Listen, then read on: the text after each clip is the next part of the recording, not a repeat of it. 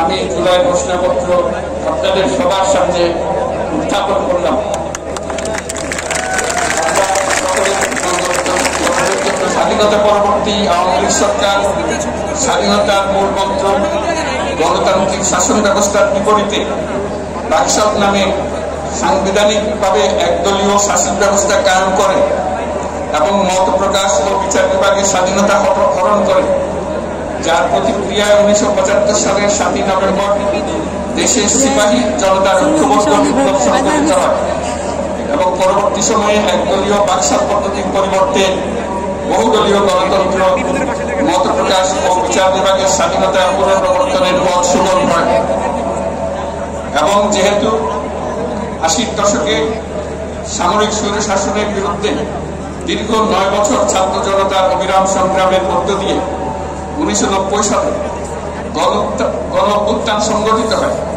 এবং 91 সালে পুনরায় সংসদীয় গণতান্ত্রিক শাসন ব্যবস্থা প্রবর্তন করা হয়। এবং যেহেতু দেশি বিদেশি চক্রান্তে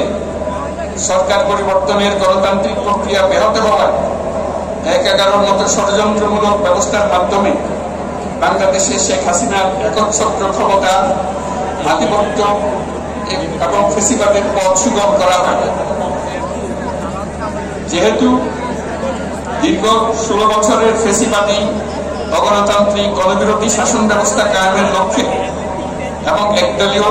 রাষ্ট্র ব্যবস্থা প্রতিষ্ঠার অতি উগ্র বাসনা চরিতার্থ করার অভিপ্রায়ে সংবিধানের অবৈধ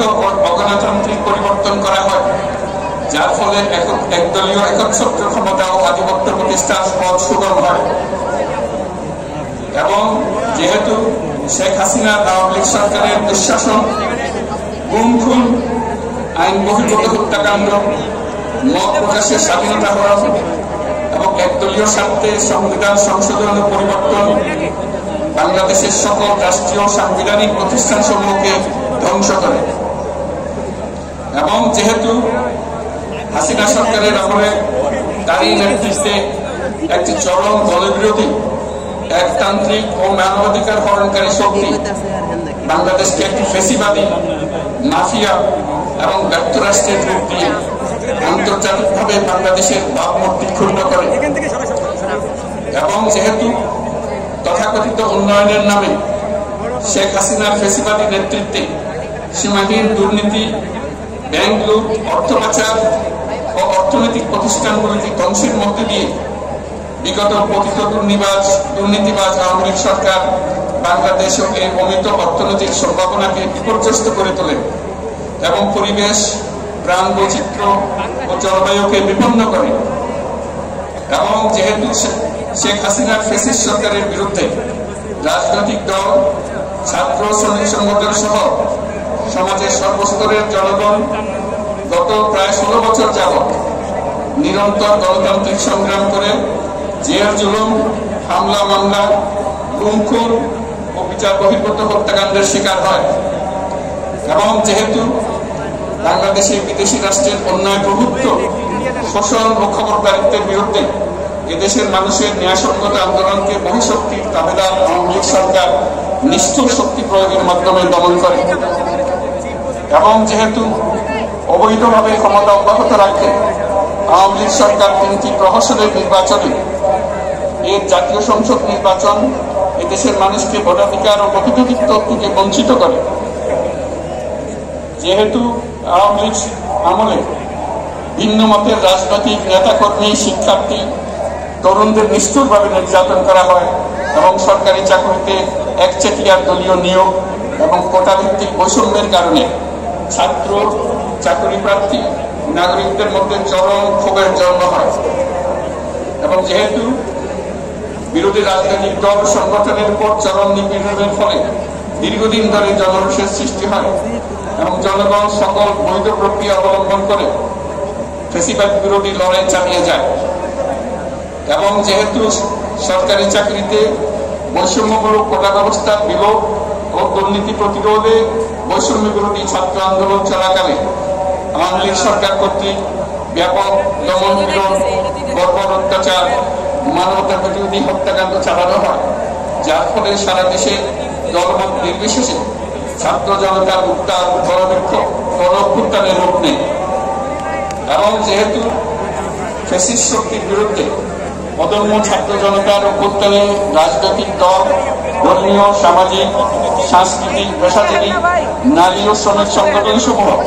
সমাজের সকল স্তরের মানুষ যোগদান করে এবং আওয়ামী ফ্যাসিবাদী বাহিনী রাজপথে নারী, শিশু সহ প্রায় 1000 মানুষকে নির্বিচারে হত্যা করে, অগণিত মানুষ পঙ্গুত্ব, অন্ধত্ব বরণ করে। আন্দোলনের চূড়ান্ত পর্যায়ে সামরিক বাহিনীর সদস্যগণ জনগণের গণতান্ত্রিক লড়াইকে সমর্থন প্রদান করে এবং যেহেতু অবৈধ শেখ হাসিনা সরকার পতন, ফ্যাসিবাদী ব্যবস্থার বিলোপ, রাজনৈতিক বন্দোবস্তের লক্ষ্যে বৈষম্য বিরোধী ছাত্র আন্দোলনের ডাকে জনগণ অসহযোগ আন্দোলন শুরু করে। পরবর্তী সময়ে 5ই অগাস্ট ঢাকা অভিমুখে লং মার্চ পরিচালনা করে এবং ফ্যাসিবাদ বিরোধী আন্দোলনরত সকল রাজনৈতিক দল, ছাত্র জনতা তথা সর্বস্তরের সকল শ্রেণীর পেশা, আপামর জনসাধারণ তীব্র আন্দোলনের চূড়ান্ত পর্যায়ে গণভবনমুখী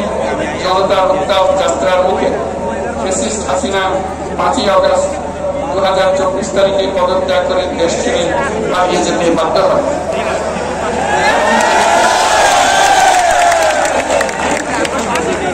যেহেতু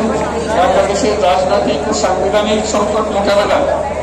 গণঅভ্যুত্থানের মধ্য দিয়ে ব্যক্ত জনগণের সার্বভৌমত্বে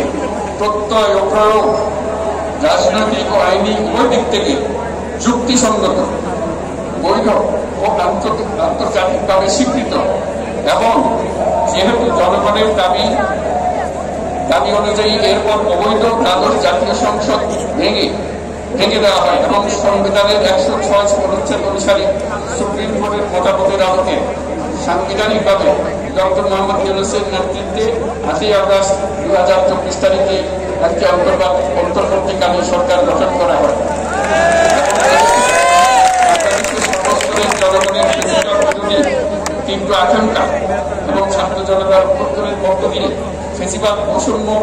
দুর্নীতিমুক্ত সমাজ ও রাষ্ট্র বিনির্মাণের অভিপ্রায় প্রকাশিত হয়। সেই হেতু বাংলাদেশের জনগণ সুশাসন ও সুষ্ঠু নির্বাচন,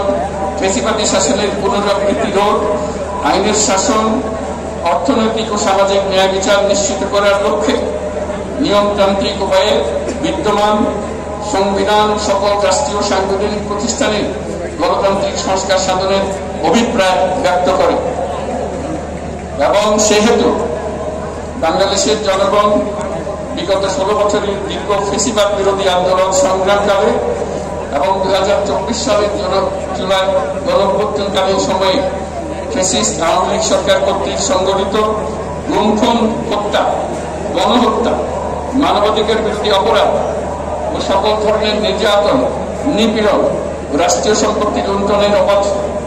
অপরাধ সমূহের দ্রুত উপযুক্ত বিচারের দৃঢ় অভিপ্রায় ব্যক্ত করছে। সেহেতু বাংলাদেশের জনগণ জুলাই জনগণের সকল শহীদদের জাতীয় বীর হিসেবে ঘোষণা করে শহীদদের পরিবার, আহত যোদ্ধা এবং আন্দোলনকারী প্রয়োজনীয় সকল আইনি সুরক্ষা দেওয়ার অভিপ্রায় ব্যক্ত করেছে এবং সেহেতু বাংলাদেশের জনগণ যুক্তিসঙ্গত সময়ে আইনের